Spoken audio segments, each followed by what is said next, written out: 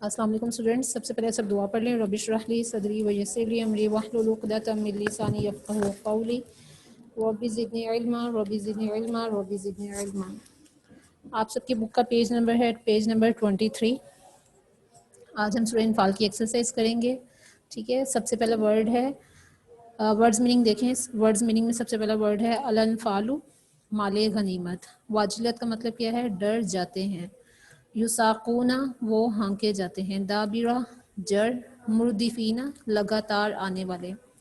وَأَصْلِحُوا ذَاتَ بَيْنِكُمْ اپنے آپس کے تعلقات درست رکھو یا درست کرو۔ کارہون ناگواری محسوس کرنے والے۔ اہدا ایک۔ تستغیثون تم فریاد کرتے ہو۔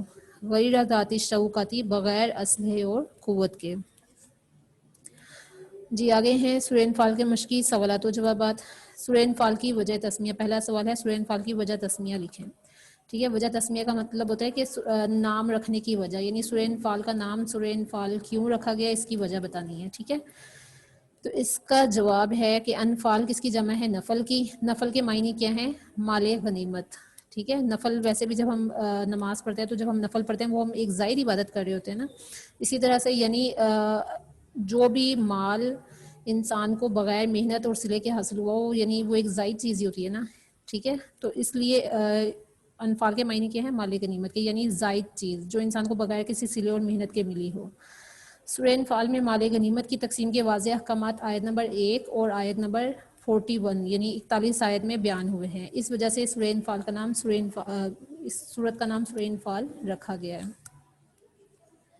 ٹھیک ہے۔ یعنی سورہ انفال کا نام سورہ انفال کیوں رکھا گیا؟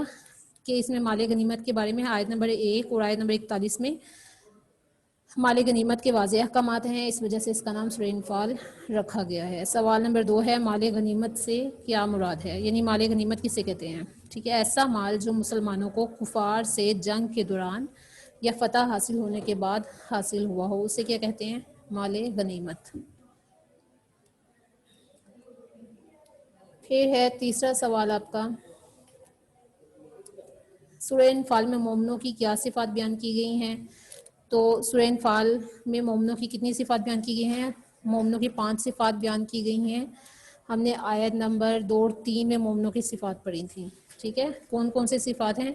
کہ انما المؤمنون الذین اذا ذکر اللہ وجلت قلوبہم، کہ جب اللہ کا ذکر کیا جاتا ہے تو ان کے دل ڈر جاتے ہیں۔ وَإِذَا تُلِيَتْ عَلَيْهِمْ آیاتہ، جب اس کی آیات پڑھی جاتی ہیں زادتہم ایمانا، ان کا ایمان زیادہ ہو جاتا ہے۔ وَعَلَىٰ رَبِّهِمْ يَتَوَكَّلُونَ، تھرڈ کیا تھی مومنوں کے صفت؟ کہ وہ اپنے رب پر بھروسہ کرتے ہیں۔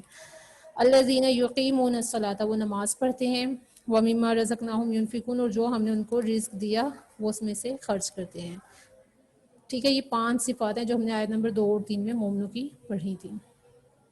پھر اگلا سوال ہے کہ سورہ انفال میں 2 گروہوں سے کیا مراد ہے؟ کہ کہا گیا نا کہ اللہ تعالیٰ نے کہا تھا کہ 2 گروہوں میں سے ایک جو ہے وہ تمہارے قابو میں دے دیا جائے گا، مسلمانوں کو کہا تھا۔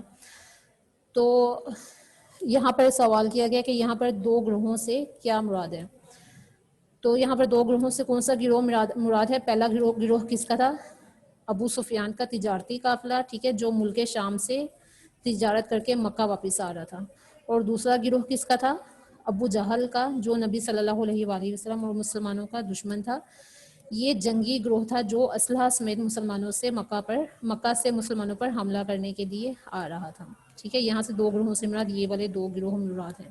اب یہ سارے سوالات اور ورڈز میننگ جو ہیں یہ آپ نے لرن کرنے ہیں، اور آگے جو ورک بک میں آپ کو دیا ہوا ہے اس کو آپ نے لکھنا بھی ہے، ٹھیک ہے۔